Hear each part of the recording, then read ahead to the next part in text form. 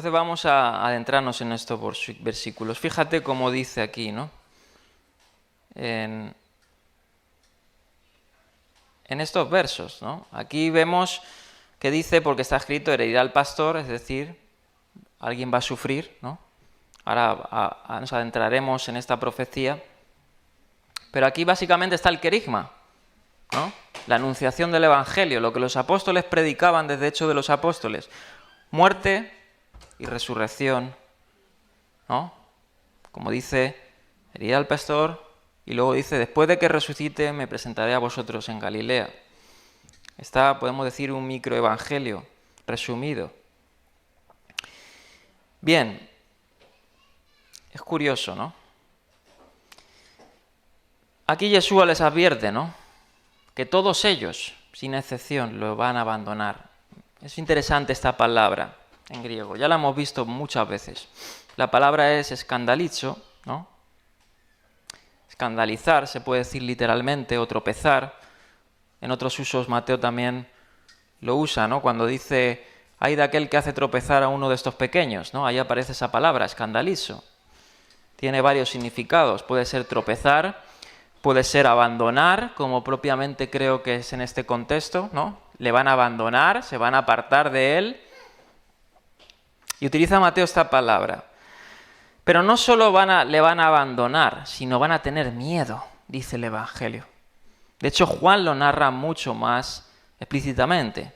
En Juan capítulo 20, cuando ellos, pues quizás se decepcionan, Jesús muere, le entierran, dice el Evangelio de Juan que ellos se escondieron, tuvieron miedo.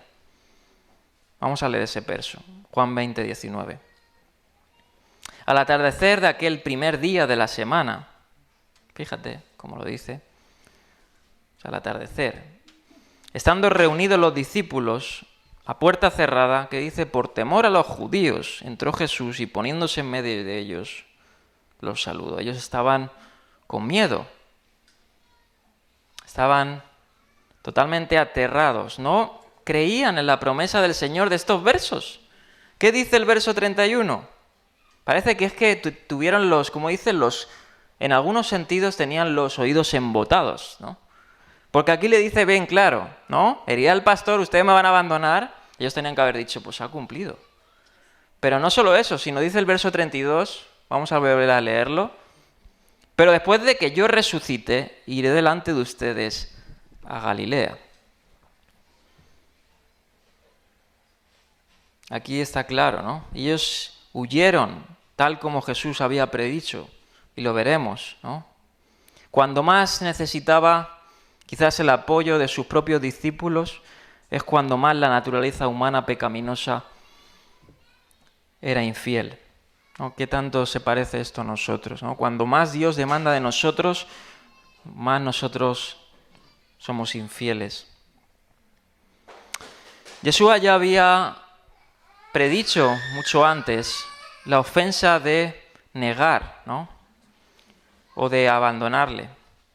En el sermón de la montaña, un poquito más adelante, en el capítulo 10, verso 32, le dijo, a cualquiera que me reconozca delante de los demás, yo también lo reconoceré, dijo Yeshua, delante de mi Padre. Pero aquel o cualquiera que no me reconociere delante de los demás, ¿qué dice?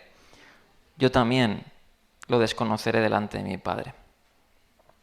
Esa ofensa que les había tratado de advertirles se cumple en lo que vamos a ver en los próximos versos, ¿no? Encabezado por el apóstol Pedro, ¿no? Ahora, ¿esto es un pecado imperdonable? No. Obviamente no. La Biblia nos habla solo de un pecado imperdonable. Pero obviamente eso es un pecado feo delante de Dios si tú no te arrepientes, ¿no? Y de hecho esto pasó en la cristiandad. Por allá, se me viene a la mente la historia de la Iglesia, por allá a finales, podemos decir, o a principios del siglo III, finales del siglo II, las persecuciones, ¿no?, de los cristianos, muchos cristianos negaron a Jesús, ¿no? Roma hizo un edicto que era el Libellum, que era un edicto del culto al César, y muchos cristianos cayeron, ¿no? Y negaron a Jesús. Y tú, si no tenías este libellum, ¿no? No podías comprar, no podías hacer negocios, porque Roma te hacía, ¿no? Que si no, tú no dabas pleito a Roma, al César. De hecho, muchos césares dijeron que la decadencia de Roma era porque habían abandonado el culto a los dioses antiguos, por eso hicieron eso, ¿no? Y propiamente después de eso surgió un debate, que eso se fue en un concilio de la Iglesia. ¿Qué hacemos con estos cristianos que han negado a Jesús, ¿no? Públicamente, pero que parece ser que después se han arrepentido? ¿Pueden ser parte de la Iglesia? Bueno, tenemos el ejemplo en los propios apóstoles. Ellos negaron a Jesús, Pedro negó a Jesús, pero finalmente se arrepintieron, ¿no? Y si hacemos un paralelismo y un contraste, vemos dos perfiles, que eso no voy a entrar en eso, pero creo que ya lo he comentado rápidamente. Tenemos a Judas, que no solo negó a Jesús, sino que hasta el fin no se arrepintió. Y el mismo paralelismo de Pedro, que le negó, incluso más enfático, 3 veces, y hasta bajo maldición, y finalmente lloró amargamente, como dice el verso 26, capítulo 26, 75, de arrepentimiento, recordando estas palabras. Yeshua pudo perdonar su negación, porque siempre su gracia está dispuesta para nosotros. Eso no quiere decir que podemos negarle siempre, ¿no? Está claro que no. Pero sí cuando nuestra vida pueda estar sufriendo algunos, puedo decir así, temporales fuertes, pues nuestra fe puede faltar, ¿no? Como dice Juan, yo he rogado para que tu fe no falte. Y aún así el hombre flaquea y es débil. Y muchas veces puede caer. El caso es levantarse, ¿no? Arrepentirse.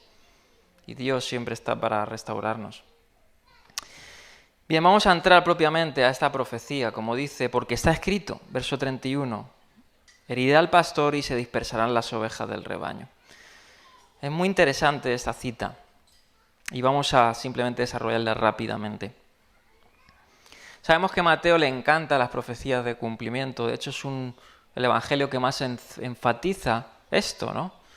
El cumplimiento de la ley y los profetas, escrito está, ¿no? Mateo, el público, quizás su énfasis es mostrar a los judíos, después de la muerte y resurrección de Cristo, que Jesús era el Mesías, a sus propios contemporáneos. Por eso empieza el Evangelio de Mateo como empieza, ¿no? Jesús, desde Adán, ¿no? Abraham, David, hasta el cumplimiento en sus tiempos. Y enfatiza pues lo que Israel no logró, ¿no? Jesús lo logra, un nuevo éxodo, 40 días en el desierto saliendo triunfante, el bautismo y muchas otras cosas. Y a Mateo le encanta esto, ¿no? Enfatizar en este punto.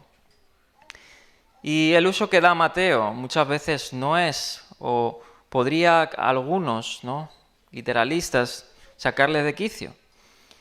Y aquí Jesús cita Zacarías 13:7, que es una profecía que Dios dio al profeta Zacarías, ¿no? Y si leéis el profeta Zacarías es un profeta bastante escatológico, sobre todo lo que llaman, podría ser con tinte apocalíptico, desde los capítulos 11 al 14. Y en esos capítulos se narran varias veces la figura de un pastor. Algunas veces lo nombran, sobre todo podemos decir prerrogativamente, o sea, mal, ¿no? Y vamos, por ejemplo, a hacer un vistazo a Zacarías, creo que es el capítulo 11, si no me equivoco.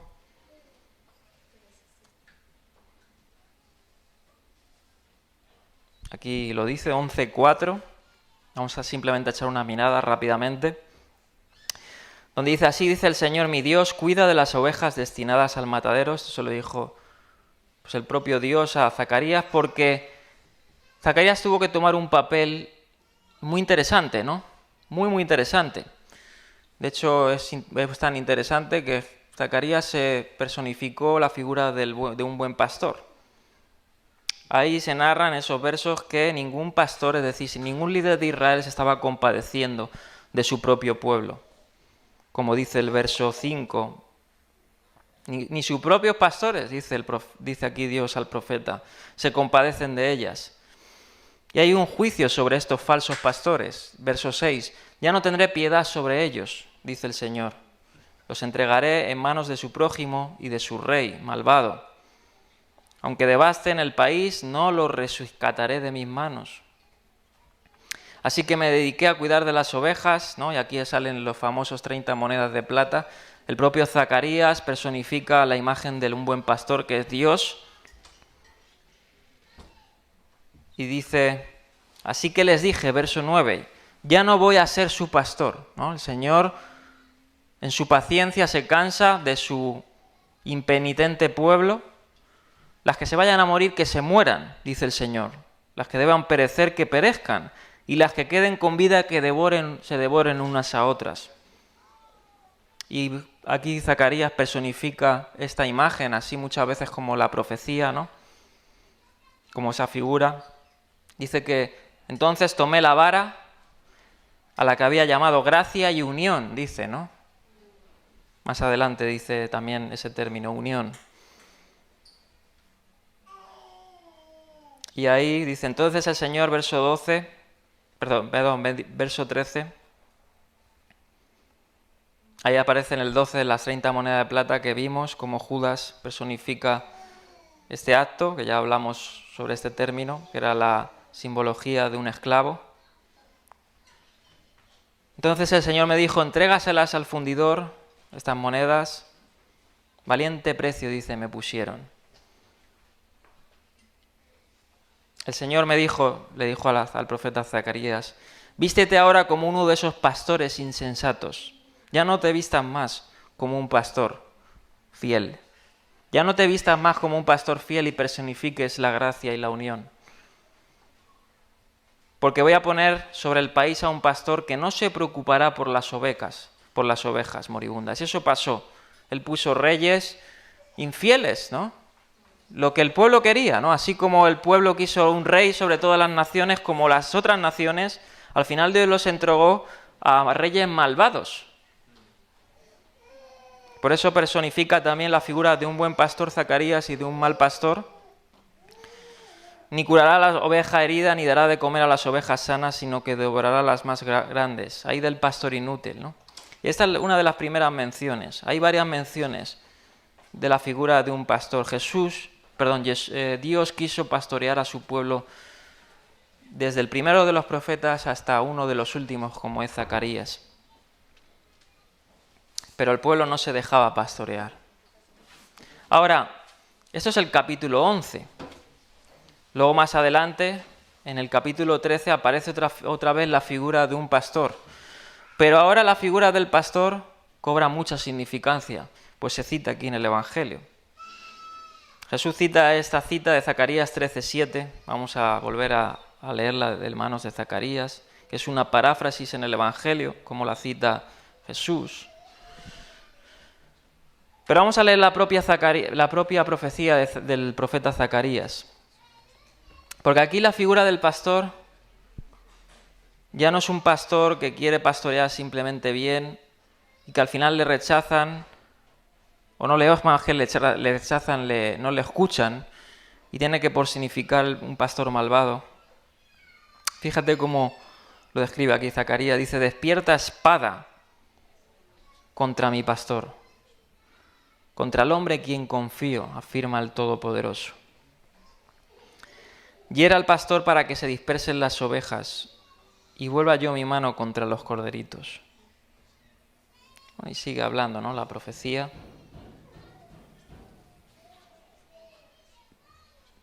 Es interesante leer toda la profecía, sobre todo hasta el verso 9, porque es también una simbología de lo que pasaría aquí en el Evangelio, donde su pueblo le rechazaría, pero habría un remanente fiel. Un remanente fiel. Porque, y lo vemos personificado en los discípulos, sus discípulos le rechazan. Todos, su pueblo le rechaza.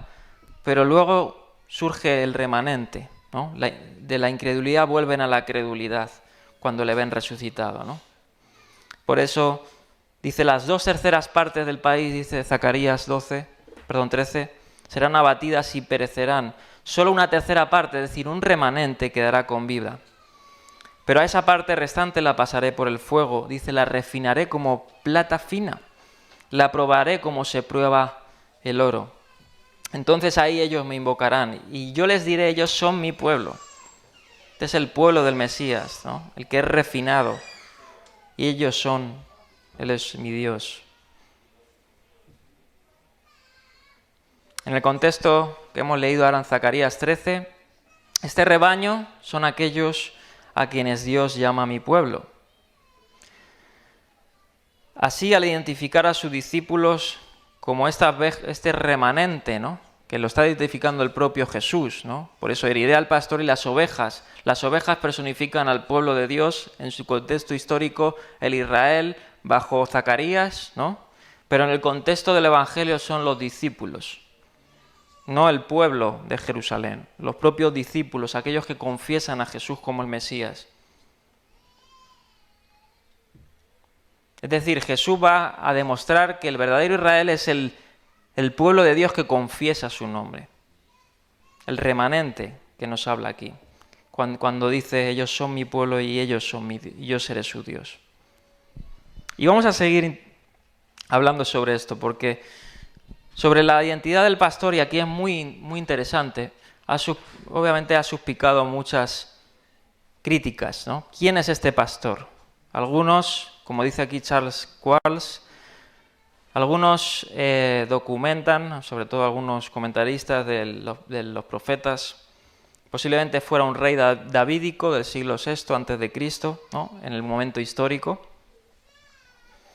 Algunos lo aluden al mismo pastor necio y malvado de Zacarías 11, que ya hemos dicho que es el propio Zacarías, ¿no? Zacarías personifica el verdadero pastorado de Dios, pero también, como el pueblo no se deja pastorear, al pastor necio, que son los pastores que en ese mismo momento reinaban en Israel, incluido el rey davídico. Y algunos han visto que es más que una profecía histórica en el momento, su cumplimiento, su verdadero significado espiritual es que este pastor es el Mesías, ¿no? Y ambas tienen razón, ¿no? Por eso hay que ver bien la hermenéutica que emplea el Nuevo Testamento, pero también cómo usa el Nuevo Testamento el Antiguo, porque el Nuevo Testamento también utiliza acontecimientos históricos que vive Israel para redirigirlos, ¿no? Para, podemos decir, exponenciarlos en una manera más efectiva, ¿no? Ahora, hay varios detalles para identificar a este pastor. Más que en el momento histórico, creo que es más espiritual, como narra los evangelios. Es decir, que tiene más que ver más que con un rey histórico. Todos sus detalles se cumplen más, por decir así, efectivos en un agente, podemos decir, no histórico, ¿no?, sino a futuro, es decir, profético, ¿no? Por ejemplo, un detalle que se narra en esta profecía.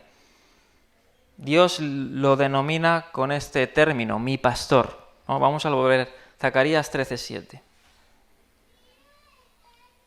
Despierta espada, dice, contra mi pastor. Si hubiera sido un rey davídico, ¿no?, cosa que sabemos que fue una de las promesas de Dios al rey David, ¿no? ¿Qué dice? ¿Qué le dijo Dios al rey David? Tu trono, ¿no? Siempre habrá alguien sentado sobre tu trono, ¿no? Ahora, si vamos a explorar un poquito al reinado davídico, a la dinastía davídica, pues verdaderamente, aunque siempre o muchas veces hubo rey, ¿no?, sobre el trono de David, después de la muerte del propio David, no fueron reyes como David, no fueron reyes fieles. De hecho, solo hay que dar una mirada pequeña entre los hijos de David, ¿no? Absalón, por ejemplo, ¿no?, y otros reyes que se levantaron sobre Judá, sobre Israel. Entonces, el denominar mi pastor implica algo más y vamos a andar en esto.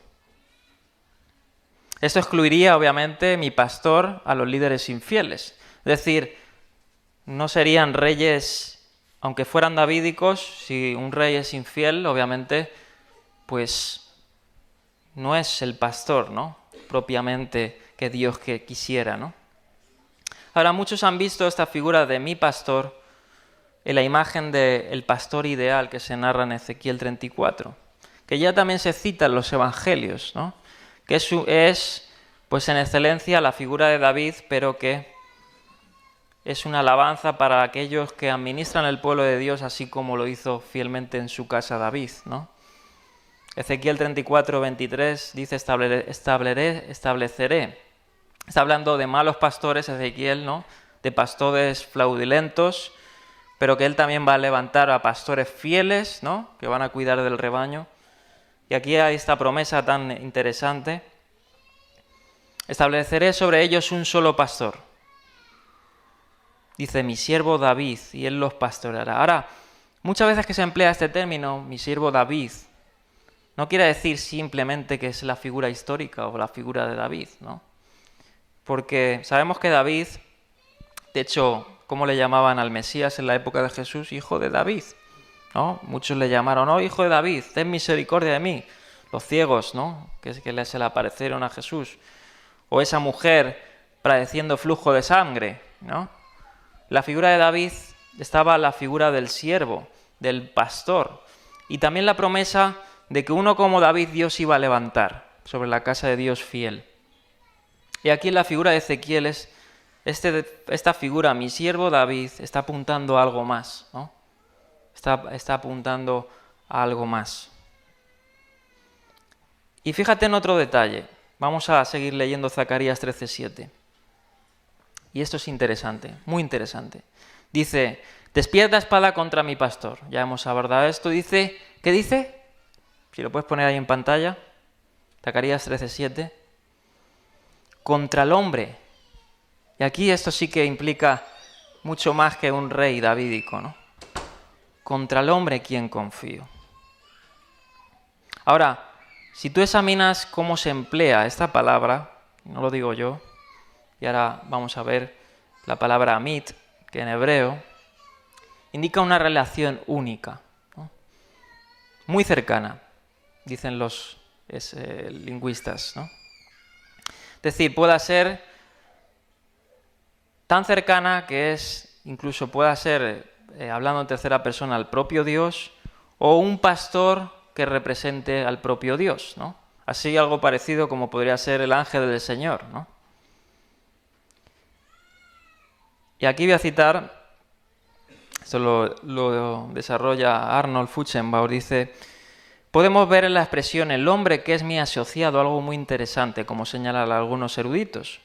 El versículo enfatiza que el Mesías sería tanto Dios como hombre, y esto enfatiza algo muy interesante, porque dice contra el hombre, contra mi pastor, y ahí aparece la palabra Geber, ¿no?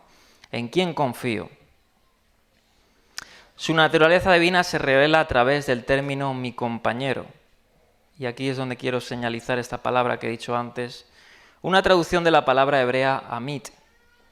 David Barón, que es un judío que se convirtió al protestantismo, señala que amit parece ser un sustantivo que denota compañerismo, vecindad en abstracto. Dice, fuera del libro de Zacarías, la palabra solo se encuentra en Levítico. Y cuando se encuentra en Levítico es muy interesante, y aquí lo vamos a ver, citando a uno de los eruditos del Antiguo Testamento, de los profetas, Feinberg, y se utiliza esta palabra solo para los parientes consanguíneos, mayormente. Es muy interesante. Quiero leer esta cita de Feinberg. Dice, la palabra amit, o amití, como aparece aquí en este verso, tiene una gran importancia doctrinal. Además de su uso aquí, la palabra solo se encuentra, como hemos dicho, en Levítico. Solo se encuentra en Levítico, donde aparece 11 veces, cada vez con un sufijo. Todas las citas del Levítico hacen referencia a leyes relativas a las lesiones cometidas, como dice, contra parientes cercanos, para mostrar lo grave que es el delito de herir a alguien con quien se tiene un parentesco tanto físico como espiritual por un origen común. O sea, es muy cercano. Tan cercano que puede ser tu propio hermano o tu hermano en la fe, ¿no? Podríamos decir también, pero en Levítico se emplea mucho sobre si alguien hiere a una madre o a hermano, ¿no? Y sigue diciendo, se utiliza indistintamente o indistintamente como equivalente a hermano. Una palabra que se emplea invariablemente en las leyes de Moisés en referencia a un origen físico y espiritual común. Fin de la cita. Pero sigue diciendo, no acaba la cita. Cuando se utiliza, fíjate, como dice, en Zacarías se refiere a aquel que está conectado con Dios por una unidad de esencia. La idea del más cercano, compañero, implica no solo similitud en la vocación, sino también comunidad de ascendencia física o espiritual, según la cual aquel a quien Dios llama a su prójimo no puede ser un simple hombre, sino solo alguien que participa de la naturaleza divina o es esencialmente divino. Los comentaristas judíos interpretan esto como una afirmación falsa, hecha por un simple hombre, pero reconocen que la palabra significa alguien igual a Dios. Esto no puede ser una afirmación falsa, porque Dios mismo se la da a su pastor. Qué interesante es esta palabra. Alguien contra el hombre en quien confío, o mi cercano, podemos decir, mi consanguíneo, mi uno en propósito. Otro detalle, como dice aquí Quarles, dice, la conclusión de esta profecía termina con un lenguaje de alianza, como hemos leído, ellos serán mi pueblo, ¿no? Y esto sabemos que es pues un distintivo del pacto que Dios hace, ¿no? Si examináis el pacto con Abraham, el pacto de las partes, el nuevo pacto, cada pacto, casi la cláusula de cada pacto es la misma declaración. El motivo de cada pacto es tomar a su pueblo como su posesión, ¿no? Como su especial tesoro, para que ellos verdaderamente se conviertan y sea Él su Dios, ¿no?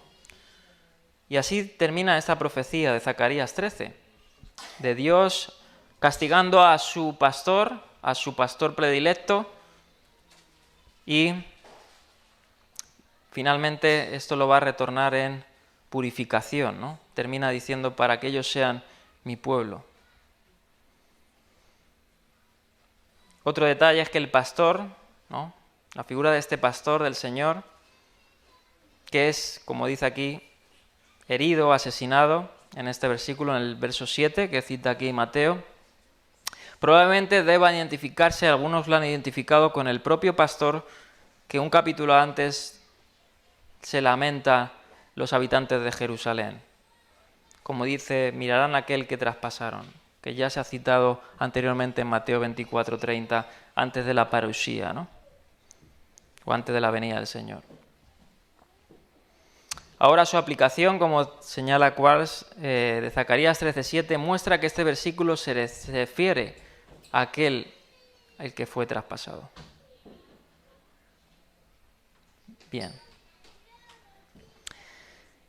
Zacarías 13:7 también se ha interpretado no solo por el Evangelio, no solo que el Mateo, el Evangelio dijeron vamos a tomar profecías, como algunos críticos han dicho, ¿no? Muchos críticos han dicho que después de la resurrección de Cristo, pues algunas profecías las seleccionaron y los propios redactores de los evangelios la acomodaron a su gusto para hacer ver que Jesús cumplía las profecías, ¿no? No solo los evangelios se han inventado esto, entre comillas, cosa que no es obviamente inventado, sino ya en las propias interpretaciones contemporáneas se asociaba este verso, mi pastor, asociado a textos mesiánicos. Por eso he dicho que había tres posturas. Si examinamos, por ejemplo, la exégesis rabínica, en el tratado de Sukkot o Sukkah, ¿no? 52a, el uso de las fuentes judías, pues ya ahí se identifica a este pastor como el Mesías. O, por ejemplo, los documentos de Qumran, la comunidad de Qumran, los esenios o los que fueran, ¿no? También citan este texto con un agente mesiánico, ¿no? aunque los de Qumran tenían 2 Mesías, ¿no? Pero bueno, eso es otro tema. Señala Craig Blomberg, que es uno de los que más analizan el uso del Nuevo Testamento en el Antiguo en Mateo. Señala acertadamente, como dice, pareciera que la profecía directa y predictiva se ha cumplido de manera directa, ¿no? Después de lo que pasa con sus discípulos. Otra cita dice Geza Vermes en su Evangelio auténtico de Jesús. Dice, la cita de Zacarías se emplea en forma de péser para explicar el abandono de Jesús por parte de todos sus discípulos después de que fuera arrestado por las autoridades. El mismo versículo se cita en los documentos de Damasco de los rollos del Mar Muerto.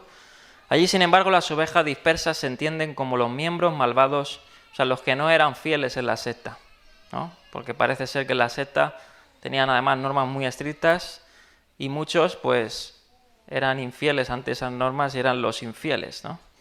No hablar de los que no eran la secta, que eran llamados los hombres de la muerte, ¿no? De la fosa. Pero las ovejas dispersas son los propios suyos del pueblo que han sido infieles, ¿no? Así lo denominan, y los opuestos a los fieles son llamados los pequeños. Los seguidores de Jesús también se denominan pequeños en el Nuevo Testamento, dice Vermes. Bien. Ahora, es interesante, ya analizando esto, ¿no? Que sí, es bastante también interesante cómo se usa y cómo vemos esta palabra en el contexto de la profecía, ¿no? El cercano, el pastor cercano, que puede aludir no a un rey davídico o a un, incluso al profeta Zacarías, es incluso a uno más allá, ¿no? Es decir, al Mesías. De esta cita obviamente extraemos lo que los evangelios nos dicen, ¿no? La cita presenta a Dios mismo que hiere al pastor, ¿no? ¿Quién es el pastor? Yeshua. Él mismo de su boca en el Evangelio Juan dice, yo soy el buen pastor, ¿no? Evocando a Ezequiel 34, evocando pues a esta profecía, por ejemplo, de Zacarías 13. Y Zacarías dice que este pastor, si lo ubicamos con el capítulo 12, le traspasan, ¿no? Pero aquí en este contexto del Zacarías 13 dice que lo hieren, ¿no? Y literalmente podemos decir que lo hieren o lo atraviesan con una espada. Algunos lingüistas ven en esa palabra herir de Zacarías 13. De hecho fue prácticamente, literalmente se cumplió, pero obviamente espiritualmente más, ¿no? Dios hirió al buen pastor para que de su herida él sana a las naciones. Amén. Por lo tanto, esta es la hermenéutica que el Evangelio hace. Dios, en última instancia, es el responsable de la muerte del pastor, no Judas, no un Sanedrín corrupto, no nadie, sino es el propio Dios que va a herir al pastor y le va a atravesar con la espada del juicio, de la ira de Dios. Como Mateo ya ha demostrado anteriormente, desde su anunciación a por allá en Cesarea de Filipos, que el Hijo del Hombre era necesario que muera a manos de los ancianos, ese era el propósito y sus detalles, pero aquí se refleja más la intención de Dios, ¿no? Su muerte está ordenada por Dios desde antes de todo este complot y de la artimaña de Satanás, y cumple con perfecta armonía, como Mateo señala en sus evangelios, cada detalle y profecía del Antiguo Testamento que tienen que ver. Por eso Jesús dijo, de mí habla la ley y los profetas. Escudriñad las Escrituras, porque ellas van a dar testimonio. Ahora, la dispersión de las ovejas se refiere, obviamente, en el contexto de la pasión a la dispersión de los 12 discípulos, que horas después van a huir de Getsemaní, aterrados, aunque con actos quizás de bravuconería y valentía, como Pedro, cortando la oreja de uno de los asistentes del templo, famoso Malco, pero que al final terminará huyendo como una oveja desquiciada, ¿no? Sin pastor. Pero es interesante que se cumple literalmente la profecía. Después de la dispersión, como dice el profeta Zacarías 13, habrá una reunificación. Y eso lo hemos leído ahora, ¿no? Él los volverá a reunir a una tercera parte, como dice, a un remanente, y será para ellos, y los refinará con oro, dice, con plata. Lo mismo hizo Jesús con sus discípulos. Jesús los reunió de nuevo y les dio el Espíritu, Ruach HaKodesh, y los restauró. Y de ahí comenzó el remanente fiel de Dios, como le denominaría Pablo, ¿no? Israel de Dios, que son todos aquellos judíos y gentiles que creen en Jesús, ¿no? Y guardan su palabra.